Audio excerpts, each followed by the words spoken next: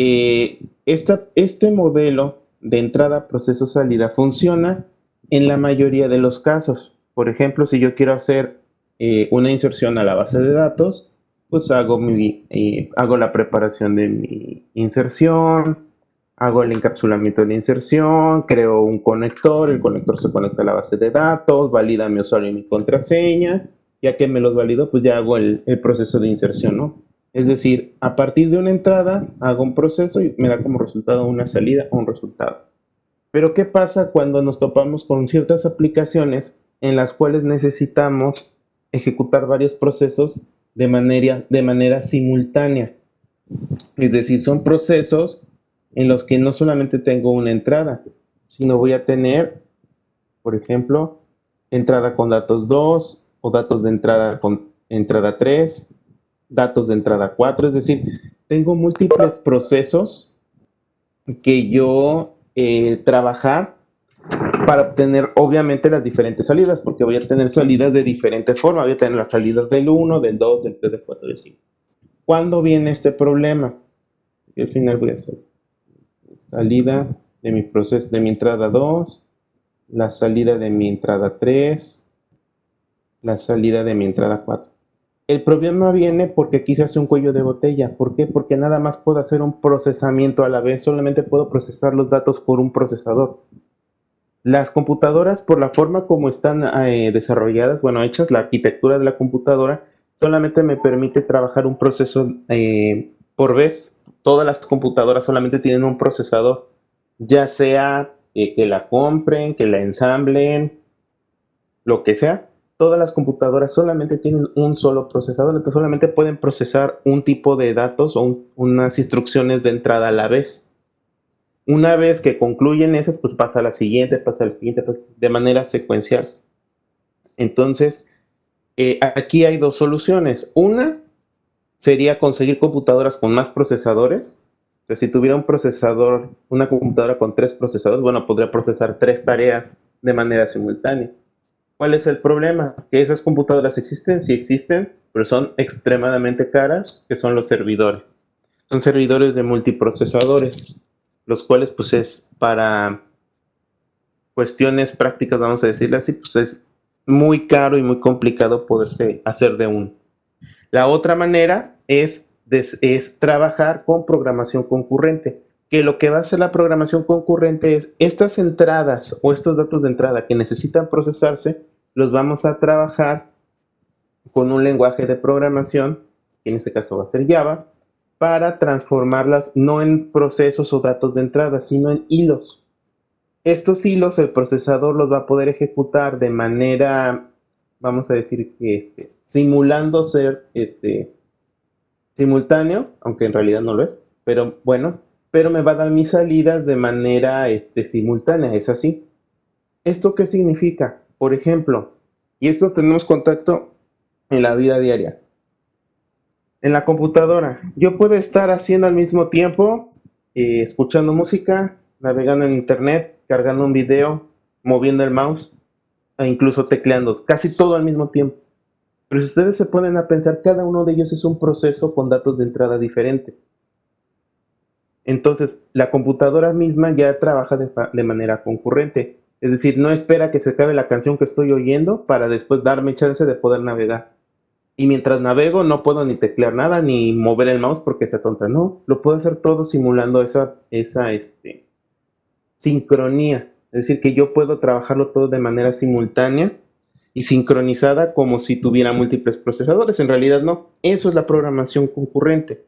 Es decir, que nosotros tengamos múltiples tareas que necesitemos procesar de manera simultánea. Obviamente, como no tenemos múltiples procesadores, lo que tenemos que hacer es preparar el código para que se haga de manera, vamos a decir que virtualmente simultánea. Ahora, para trabajar todo esto de la programación concurrente, vamos a trabajar con Java y en particular con el IDE Eclipse, para que lo vayan descargando. ¿Se puede trabajar con otros? Sí, se puede trabajar con otros IDEs. ¿Cuál es el problema? O bueno, ¿por qué les recomiendo más el Eclipse? Porque cuando yo empiezo a crear mis programas y mis hilos, el programa los crea simple, o sea, muy sencillo. En cambio, por ejemplo, con NetBeans, por poner un ejemplo, cuando yo le quiero crear, empezar a crear mis hilos, empezar a crear mis packets, me crea un montón de instancias, un montón de importaciones. O sea, en lugar de que mi programa sea muy ligerito, lo llena de un montón de cosas que a veces me ocupo. Y a la hora de empezar a trabajar con los hilos, pues se pueden llegar a confundir. Entonces, por eso les recomiendo lo que es el IDE de Eclipse, en la versión que ustedes quieran, ¿eh? De preferencia en la que sea la más actualizada, pero en cualquier versión de Eclipse funciona. Si quieren trabajar de todas maneras con NetBeans, pues trabajen con NetBeans, pero pues sí les voy a estar contando que van a tener que estar eliminando un montón de packages y de archivos basura que cuando crean el hilo se los crean por defecto, pero es por la manera como trabaja NetBeans. Porque cuando yo creo una aplicación en NetBeans o un programa nuevo, un código nuevo, pues me carga todo el entorno que el programa considera que voy a necesitar, que muchas veces me ocupo. En cambio, Eclipse no. Eclipse nada más me carga lo básico y conforme yo lo vaya necesitando lo voy importando. Pero pues es como vamos a trabajar. Vamos a trabajar con, en este caso, con Java. En este caso, la materia va a tener 3 unidades. Introducción a la programación concurrente, que la vamos a dividir en 2 partes.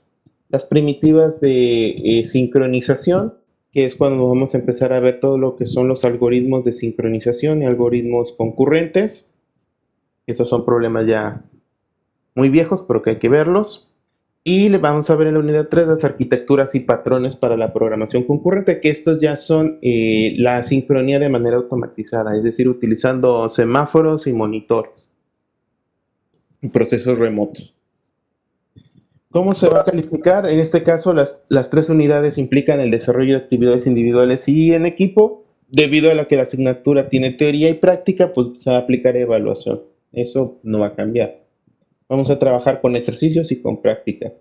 Ahora, como lo ideal es que yo vea trabajando sus programas y por cuestiones de tiempo, en este caso, cuando dejemos algún ejercicio o práctica, ustedes tendrían que exponerlo en el Webex. Yo nada más les voy a ir indicando qué datos de entrada quiero que ingresen o qué comportamiento quiero que hagan. Para hacerlo más rápido, porque si me mandan a mí el programa en lo que yo lo instalo, en lo que yo lo configuro y todo lo demás, nos tardamos más. Entonces, en este caso va a ser al revés. Si ustedes quieren que revise sus programas, nada más comparten su pantalla y exponen su aplicación. En este caso vamos a tener, igual que en el cuatrimestre pasado, sesiones en línea y sesiones de retroalimentación. En las sesiones en línea pues, se va a exponer todo lo que es la teoría, ejercicios de ejemplo y resolver dudas. Y las de retroalimentación pues son opcionales y es si por ejemplo ustedes necesitan apoyo, necesitan algo que no hayan entendido, necesitan que trabajemos a lo mejor un ejercicio de un enfoque diferente, pues bueno, para eso son los tiempos de retroalimentación. La plataforma de Moodle, ya les subí los enlaces para las sesiones. Ya podemos trabajar con sesiones planificadas, dice toda la planeación, de tal forma que ya no tengo que estarle mandando cada semana el enlace, simplemente entran el enlace del jueves el jueves y les va a abrir el enlace del viernes el viernes y así. Para que no tengamos problema de que si les mandé o no les mandé el enlace es el mismo dependiendo del día, lo que cambia es el día. Me falta creo que subir el del martes o el del miércoles. Me falta subir un enlace con ustedes, pero lo subo en el transcurso del fin de semana para que ya tengamos las 3 sesiones. Hasta aquí, ¿alguna duda, alguna pregunta o comentario antes de que ya podamos iniciar pues, con esto de la programación concurrente?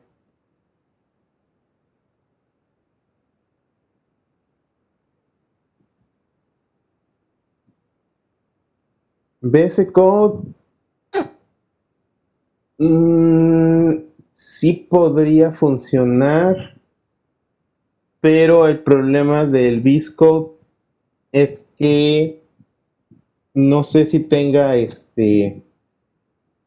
La ventaja que tiene en este caso el Eclipse es que ya tiene la librería, ya trabaja directamente con la librería de los hilos. Entonces, cuando yo hago la ejecución, tiene ya en la máquina virtual el manejador de hilos. Exactamente. En cambio, con el Eclipse ya está todo hecho. O sea, de que se puede, pero hay que trabajarle más. Hay que Profe, prepararlo pero más. bueno, ya cuando en la vida real, ¿no sería mejor aprender cómo instalar esa librería? Es que está en Java. Cuando Porque su creo programa que compila, Eclipse se hace en Java. ya está desactualizado, como que lo sacaron fuera del mercado, ya no lo... Pero Eclipse nada más es la parte del IDE. Ajá, descontinuar. Ujú, exactamente. O sea, el IDE, la ventaja que tiene en ese sentido Java es que no importa el IDE en el que desarrolles, porque cada IDE trae la máquina virtual. Entonces, cuando tu código lo trasladas a otro entorno, tiene una portabilidad del 100%, o sea, no hay ningún problema, porque el que ejecuta y compila todo lo que es el código es la máquina virtual, no el compilador propio del IDE. O sea, esa es hasta cierta medida la ventaja que tiene Java a la hora de hacer portables los códigos, porque la máquina virtual de todos es la misma. Lo único que va a cambiar a lo mejor es la versión. Si ustedes quieren utilizar otro IDE, pues utilicen otro IDE. No creo que haya ningún problema.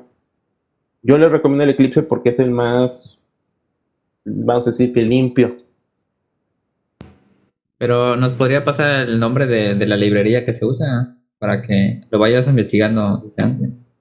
Es java.thread, java.lang.thread, thread de hilo en inglés.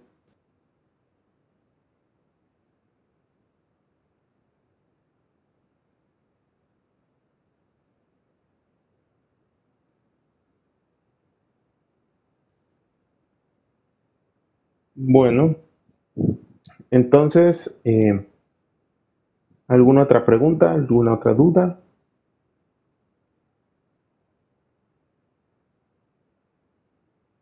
Bueno, entonces comenzamos entonces. ¿Cuál duda tienes?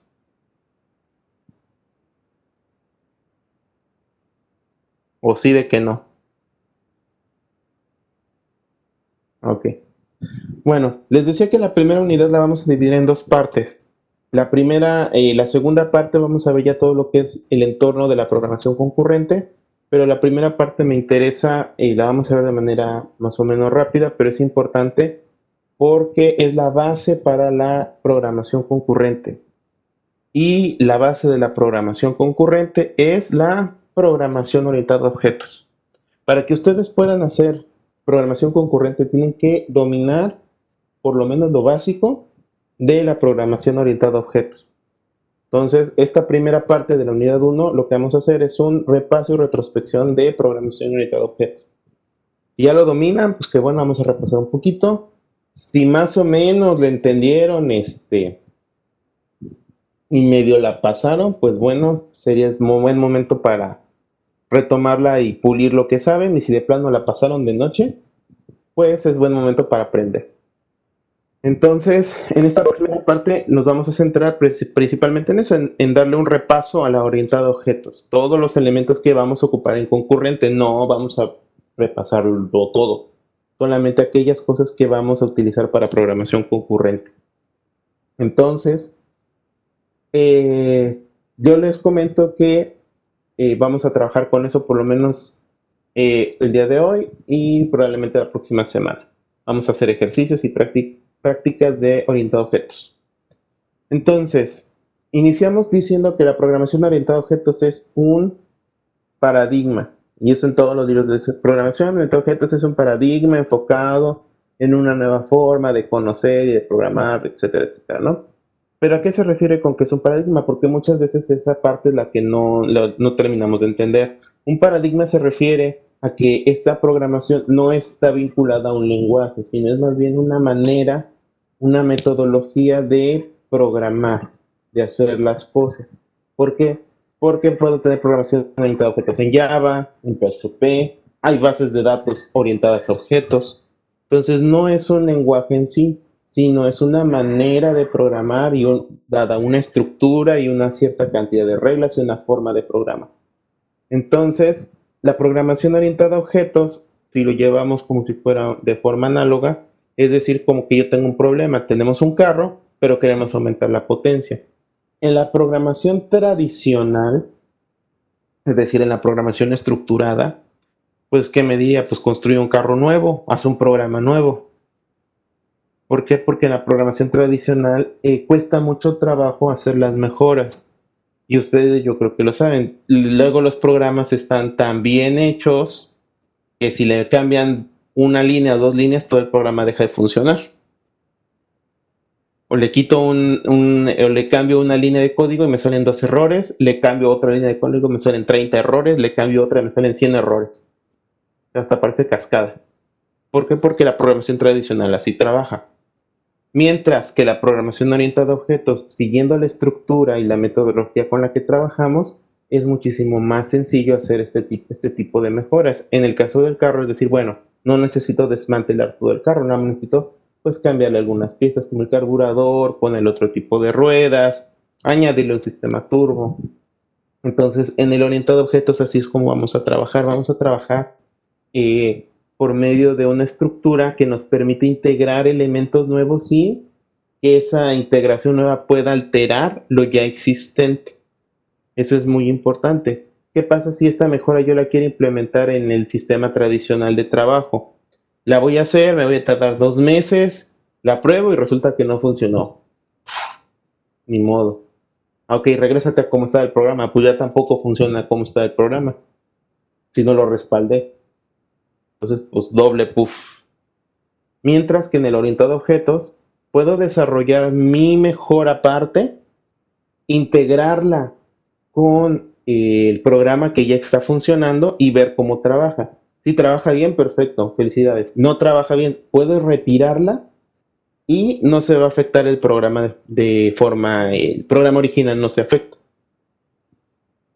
Esa es la ventaja que tiene la programación orientada a objetos, pero sí tiene su chiste a la hora de implementarlo. Ahora, todo lo que es la programación orientada a objetos tiene cuatro pilares o cuatro características principales que nos van a ayudar para poder desarrollarla. Uno es la abstracción, dos es el encapsulamiento, el tercero es la herencia y por último el polimorfismo. Estos son los que nos van a ayudar a poder trabajar la orientada a objetos. Vamos a tocar todos, así que no se preocupen. Iniciando por la abstracción es o se traduce como la capacidad que tengo para poder descomponer un objeto en las partes que lo componen. Dependiendo mi nivel de abstracción, lo puedo descomponer en más o en menos partes.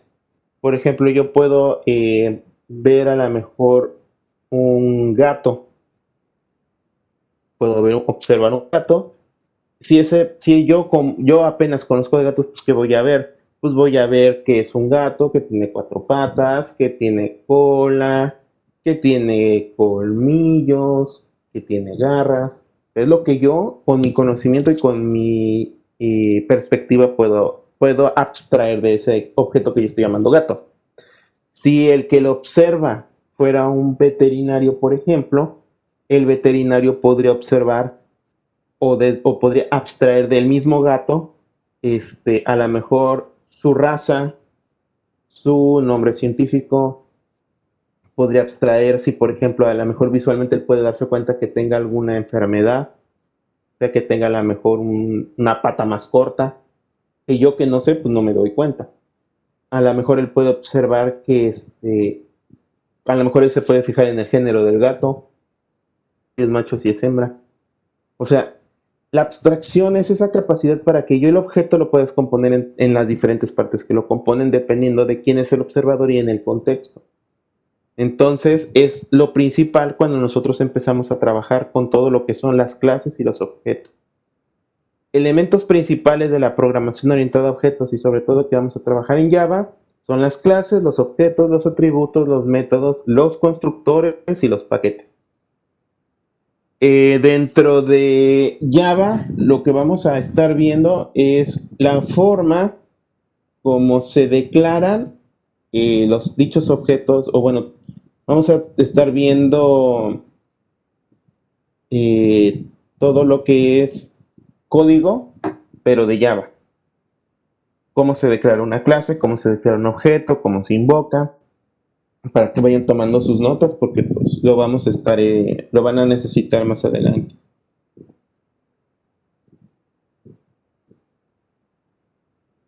¿Ok? Entonces, vamos iniciando con las clases. Las clases es la base de la programación orientada a objetos. Es una plantilla a partir de la cual se crean los objetos. Si nosotros lo pusiéramos en un ejemplo fácil, las clases son como planos de una casa o los diagramas de un carro. Es decir, no es propiamente la casa donde vivo, no es propiamente el carro que uso, es nada más el plano, el esquema o el diagrama donde me dice estructuralmente cómo está hecho, qué tiene, qué hace, cómo puede trabajar. Entonces podemos definir que una clase es una colección de objetos con características, como pueden ser los atributos, y acciones, que son los métodos que trabajan de manera similar. En Java se declaran con la palabra reservada public y la palabra reservada class, seguido del nombre de la clase, y abro ya y entre llaves, no lleva paréntesis. Esa es la primera forma de identificar una clase. Dentro de las clases, bueno, es importante que nosotros tomemos en cuenta que, a diferencia de otros lenguajes de programación, cada clase va a tener su propio archivo que va a ser .java. Es decir, que yo a lo mejor tengo una aplicación y esa aplicación tiene como 20 archivos, pero dentro de esos archivos voy a tener una clase que es la clase alumno, a lo mejor algún sistema de control escolar. Voy a tener otra clase que se va a llamar profesores, entonces voy a tener el archivo profesores.java. Materias.java. Calificaciones.java. Es decir, que por cada clase tengo que crear su respectivo archivo .java. Es importante que consideren o que se fijen que cuando creen las clases, el nombre de la clase tal cual está declarado en el código tiene que ser tal cual como está en el nombre del archivo. Porque se ha dado el caso de que de repente sus clases no jalan o se comportan raro. ¿Por qué? Porque a lo mejor yo cuando creé mi clase alumnos, en el código lo puse la A con mayúscula y yo creé el archivo alumnos.java todo en minúscula. Hay algunos IDEs que sí les van a marcar el error, hay unos que no. Entonces a la hora de empezar a querer usar las clases, pues ya no van a funcionar. Entonces ojo con eso, porque ese error que llega a pasar, cada cuatrimestre pasa. Entonces, para que lo tomen en cuenta. Una vez que yo defino todos los elementos de la clase, entonces ya puedo empezar a crear mis objetos. Es decir, ya no voy a tener plano de la casa o de esquema del carro, sino ya voy a crear, vamos a decir que, no es físicamente, pero sí en la realidad al objeto casa y al objeto auto, que es la otra parte, que son los objetos. Los objetos es una instancia de una clase, es decir, es algo concreto que se creó a partir de una clase. Por eso se le llama que es una instancia. Entonces, para poder crear el objeto, dentro de mis clases normalmente tengo un constructor, que se lo vamos a ver también un poquito más adelante, que es el que me define la manera en cómo se crean los objetos, porque yo puedo tener una clase, pero construirla de diferentes maneras al objeto. Entonces, ahorita por lo pronto lo vamos a trabajar así. ¿Cómo creo el objeto? Bueno, el objeto tengo que definir, en este caso, el nombre de la clase de donde lo estoy creando, es decir, el nombre de mi plantilla, el nombre de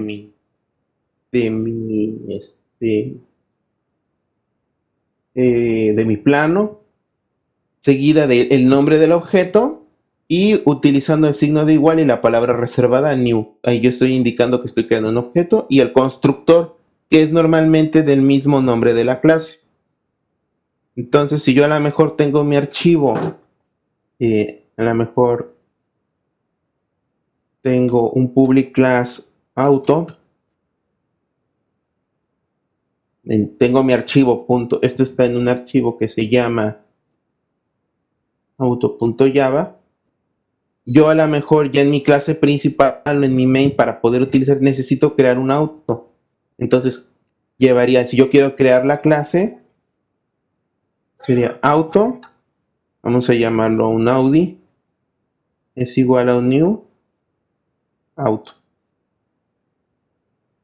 Así ya estaría creando el objeto auto que se va a llamar Audi, que se construyó a partir del constructor nuevo auto. El constructor lo vamos a ver más adelante.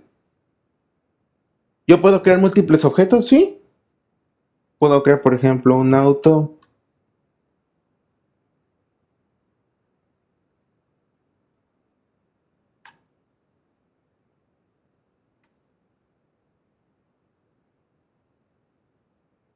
Y así sucesivamente. Yo puedo crear muchos objetos a partir de la misma clase, es decir, no está definido que es de uno a uno, sino esta plantilla me permite crear diferentes autos. Esta es una variable de tipo objeto. Mi variable se va a llamar Audi o mi variable se llama EcoSport, pero son objetos creados a partir de una clase.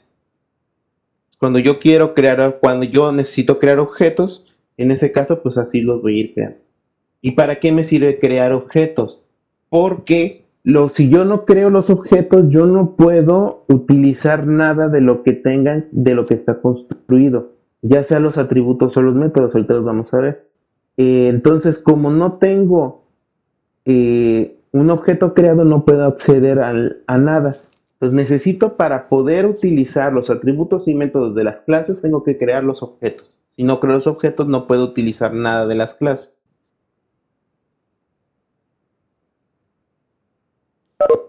Entonces,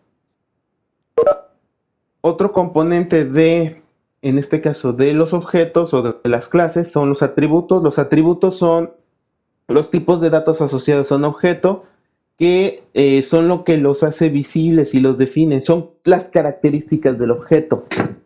Pueden ser alteradas, o sea, eso no hay ningún problema, pero los atributos son aquellas cosas que hacen al objeto ser y no lo hacen otra cosa. Por ejemplo, yo puedo tener, siguiendo el mismo ejemplo, mi clase auto.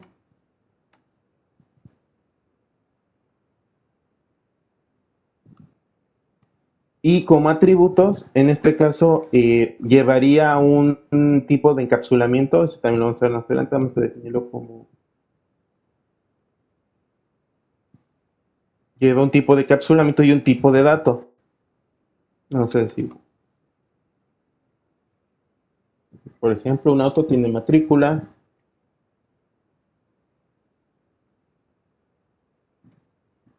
Eh, tiene un propietario, puede darme el nombre del propietario.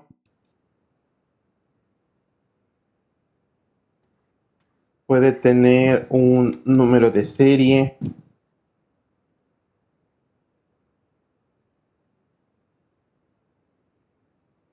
Puede tener un modelo.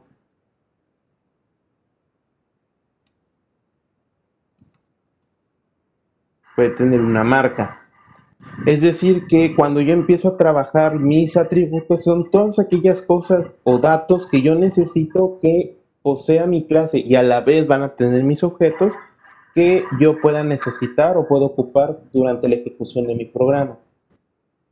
Estos son algunos, porque pues del auto podemos decir miles de atributos que pueda tener, la cantidad de ruedas, si tiene seguro o no, la transmisión, los accesorios de lujo, o sea, hay muchísimas cosas que yo le puedo definir al auto, pero solamente estos datos son los que a mí me sirven para el programa que yo estoy haciendo.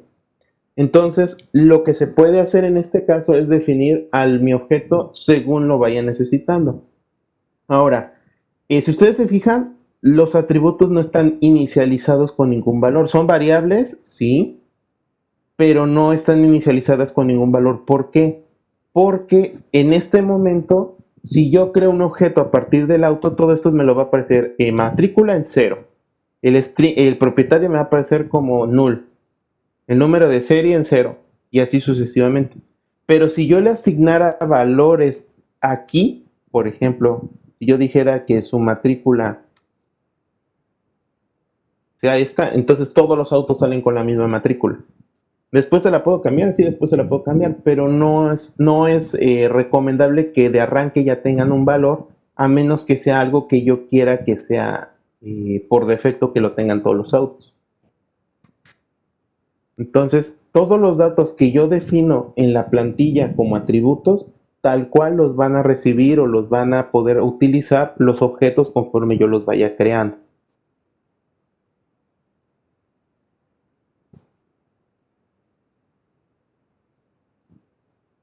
Luego seguimos con los métodos. Los métodos definen el comportamiento de los objetos, es decir, lo que pueden o no pueden hacer los objetos, y almacenan información. En la programación tradicional o programación estructural es lo que conocemos como funciones. Si yo quiero utilizar un método, tengo que usarlo a través del operador de un punto, es decir, nombre de mi objeto punto y lo que yo quiero hacer. Y los métodos se pueden dividir internamente en clases también, con los métodos privados o inaccesibles por los métodos públicos. Esto significa que hay métodos que yo puedo utilizar en general y hay métodos que no puedo, que tienen cierta restricción. ¿Cómo declaro los métodos? En este caso defino el tipo de acceso que va a tener, que puede ser público o privado, el tipo de dato que me retorna el método, igualito que las funciones, y el nombre del método. Y entre paréntesis si lleva alguna función, si lleva algún parámetro, perdón. Si lleva algún parámetro. Y si me regresa algún valor, si es que me lo llegase a retornar. En nuestro ejemplo del auto, ¿cómo funcionaría?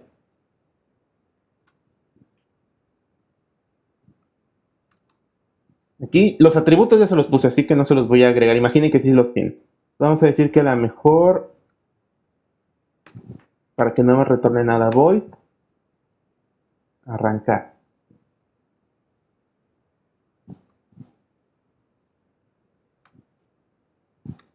Ahí, por ejemplo, en este caso, estoy creando el método que va a ser arrancar. ¿Cómo arranca el auto? No lo sé, pero yo sé que mi auto tiene la opción o la función de poder arrancar. Por ejemplo, le puedo dar public void avanzar y que le pase por parámetro una cantidad en kilómetros. Entonces yo ya sé que de alguna manera mi auto, si yo le pongo avanza 10 kilómetros, va a avanzar hacia adelante 10 kilómetros. ¿Cómo le va a hacer? No sé, pero yo sé que va a avanzar 10 kilómetros. A lo mejor puedo hacer otra que sea public string retroceder y le diga cuántos kilómetros quiero retroceda.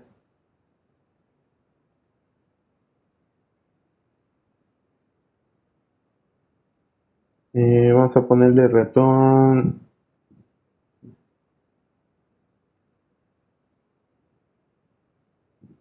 y así nos podemos ir yendo con todos los, en este caso con todos los métodos, ¿no?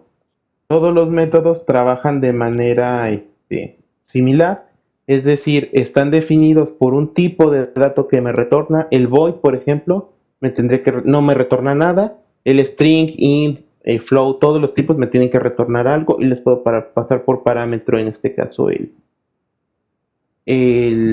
los datos que yo necesito procesar. Entonces, por ejemplo, yo puedo crear mi objeto auto, que se llamaba Audi, que es igual a un new auto.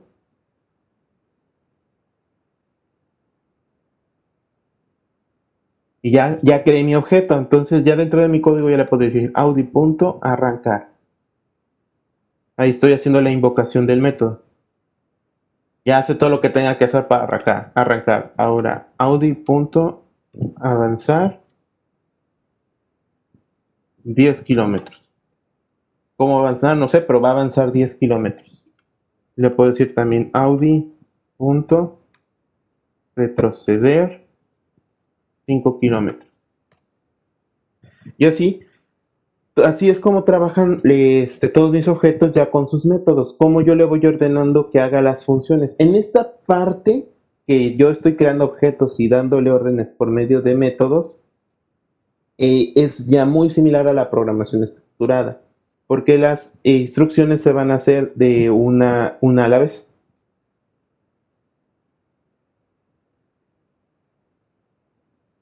Entonces, pues así es como se va llamando, así se invoca el método. Objeto, punto, el método, y si tiene argumentos, se los paso como parámetro. ¿Dudas, preguntas hasta aquí?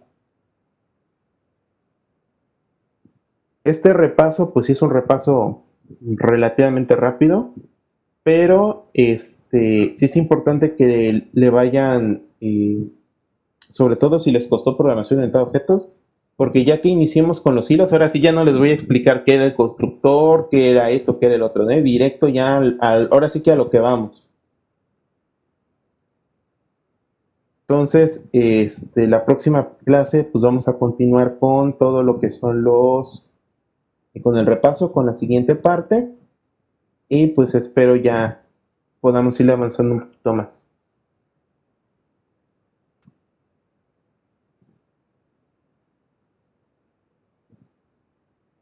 Ok, pues si no hay duda, pregunta, comentario, sería todo por el día de hoy. ¿Qué pasó, Patricio? Tienen levantada la mano.